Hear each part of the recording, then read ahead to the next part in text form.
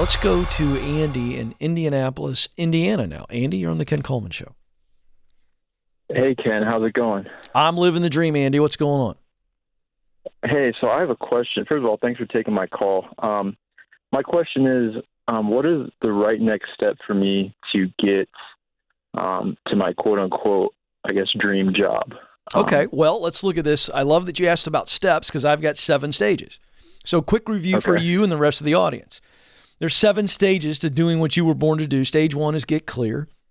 That's where you actually begin to do the self-awareness assessing, and you're looking at what do I do best, my talent, what work do I love to do, that's passion, and then what results do I want to contribute to the world, that's mission.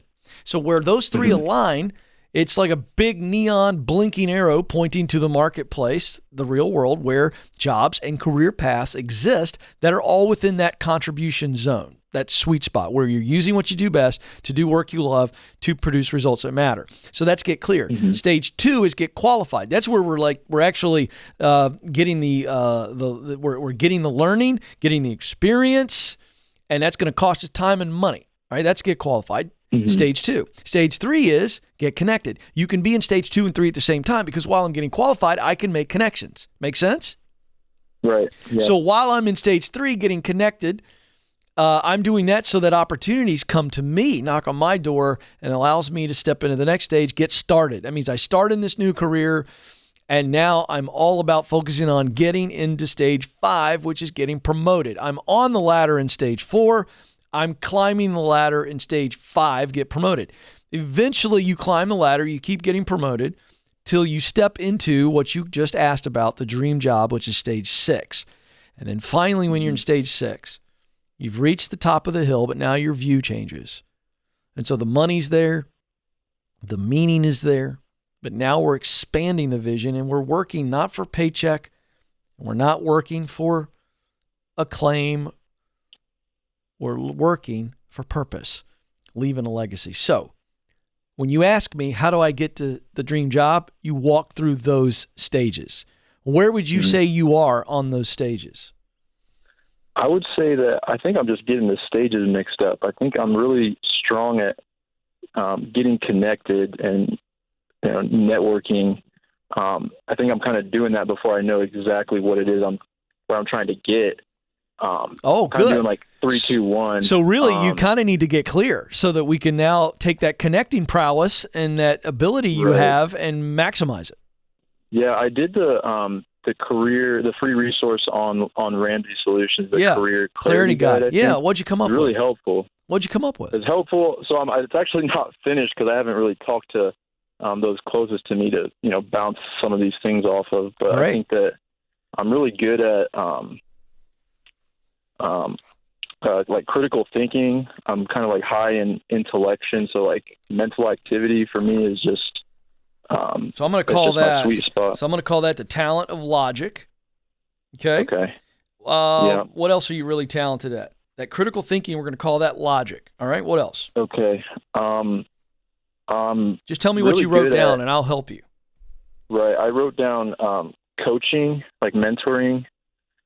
You're good at that. Yeah. Okay. So let's call that. So there's 2 talents that fit together there: communication and connection. You see the difference? Right. One is the ability to speak and formulate thought. It doesn't mean public speaker, but you just have verbal talent. But connection, boy, that's next level. That's where people trust you because they like you. And I think you probably have those 2 talents, yes? Yeah. All right. Anything else? What else did you write down? I also wrote down working with people. I worked in ministry immediately after college, just ended last year. And I don't know, I'm like working with people is something that I feel like I have a knack for. And also just like planning and strategy. My degree's in urban planning. I just kind of. Oh, interesting. I don't know. It's just okay. No, I get it. What I do. So I'm going to say that's the talent of organization. Oh, okay. You get that? Yeah. Just don't look at my bedroom, I guess. Yeah, but that's not what I'm talking about. I'm not talking about, when I say organization, you're great at organizing thoughts. Right. Correct? Okay. Yeah. Or we could say inspection. Now I'm thinking high level here. These are buckets of talent. Maybe it's inspection, that ability to analyze, right? Mm-hmm. Is that more like you? Yeah. All right. So let's drop organization and say inspection. You have the talent of looking at things, diving deep, analyzing, doing something with it. True or false? True. All right, great. What'd you write down for passion? Work you love? That's something that's changed a bit. I really like working with things. I mean, I said I got my degree in urban planning. I wanted to be an architect since I could talk. Went to architecture school. Yeah. Worked in construction since leaving ministry in COVID. And I don't know. I just feel like I'm humming when my hands are on something. And, I don't know, just things. I don't know how you know what? You know what I'd call that? Making. Okay.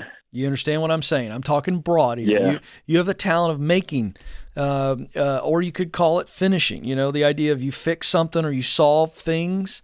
So it's either, are you fixing or creating when you're working with your hands? I don't know. Probably a little bit of both. Probably more making. That's what I think. So we could call that making and solving, right? Sometimes you can solve a problem with your hands, right? The door's off the hinge. I'm going to go solve that. You enjoy working with your hands. Okay, what else? Anything else you wrote down?